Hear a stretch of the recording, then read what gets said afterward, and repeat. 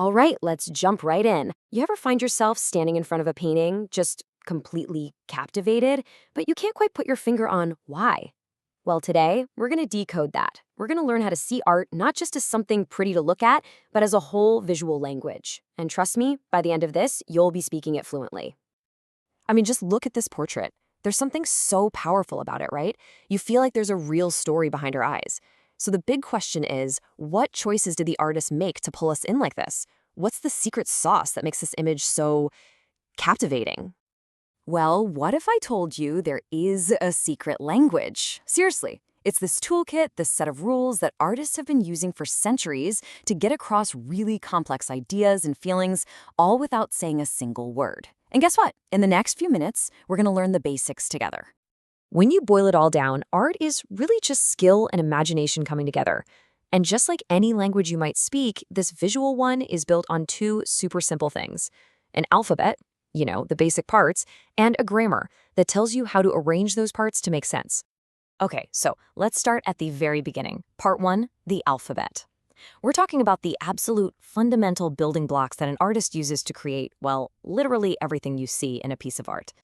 So yeah, think of these elements exactly like the letters you use to make words. Once you can spot them, you've basically taken the first huge step toward being able to read any work of art. Doesn't matter if it's a quick doodle or a massive masterpiece. And where does it all start? It starts with the simplest thing imaginable, a single dot. That's it. This is like the atom of art, the absolute origin point for everything. But then, what happens if that dot starts to move, right? The path it carves out, that becomes a line. And just like that, we have the second letter in our visual alphabet. And look at this. This shows you just how much power a simple line can have. Lines are so much more than just outlines. They've got their own personality. A smooth, curvy line feels really calm, almost natural. But a sharp zigzag line, whoa, that's pure energy, maybe even a little chaos. The artist is already telling you how to feel just by using lines. So artists have this whole toolbox filled with these letters. You start with a dot and a line, and from there, you build a shape. Then you give that shape some depth, and boom, you've got three-dimensional form. You play with value, that's the range from light to dark, to create drama. You've got texture, which makes you imagine how something feels. And then, of course, the big one, the emotional powerhouse, color. And that's pretty much it. That's your complete visual alphabet. Okay, so we've got our letters awesome, but a bunch of letters thrown on a page is just gibberish, right? It's nonsense. So now let's get to part 2 and see how we put it all together.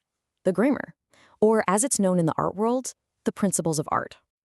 Now, these principles are basically the rules of grammar that an artist follows to arrange all those elements we just talked about.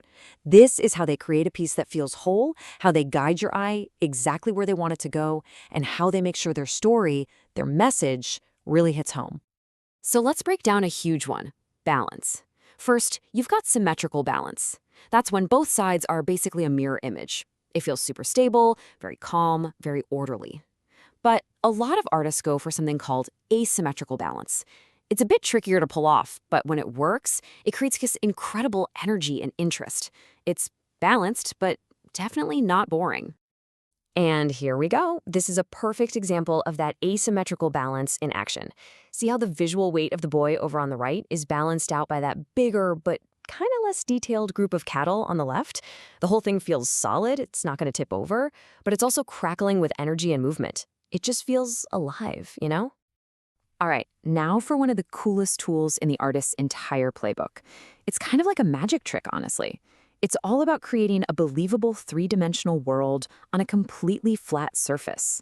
We're talking about the magic of perspective. You have to understand, for centuries, this was the big problem for artists. How in the world do you make something look deep and real on a flat canvas? And perspective? That was the revolutionary answer. It's this amazing system for creating spaces that are so convincing you feel like you could just walk right into the painting. And the basic version, linear perspective, really just comes down to 3 simple steps. First, you draw a horizon line, where the sky meets the ground. Then you pick a single vanishing point, somewhere on that line. That's the spot that's furthest away. And finally, you just draw all the parallel lines, like the sides of a road or a railway track, so they all look like they're heading toward and meeting at that one point. Seriously, that's the core trick right there. This is a great way to see the challenge an artist faces, right? On the left, you've got the real world, a complex 3D tree with all its depth and texture. And on the right, a flat piece of paper.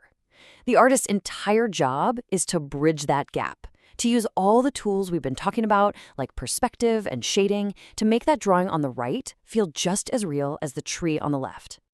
Okay, so we've learned the alphabet, we've gone over some of the basic grammar, now it's time to put it all together. Let's circle all the way back to that portrait from the beginning and see if we can finally, truly speak its language. So let's look at her again, but this time let's use our new eyes. Can you see it now?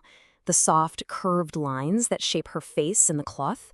How about the intense contrast in value? Those deep, dark shadows against the bright highlights that make her feel so three-dimensional. And can you feel that subtle, asymmetrical balance? The way she holds that vessel on one side, but her gaze directs our attention to the other, making it all feel perfectly weighted? See? It's not magic, it's a language. And now you're speaking it. So there you have it. You've basically got a new lens to see the world with now. You've got the alphabet, line, shape, color, value. You've got the grammar, things like balance and contrast. And you even know the illusion, how perspective creates that incredible sense of depth. And you know what the best part is? This language isn't locked away in museums. It's everywhere. It's in the way your favorite movies are shot. It's in every advertising you see. It's even in the design of the phone in your hand. This visual language is constantly shaping how you see and feel. So my question to you is, now that you can speak it, what are you going to see differently?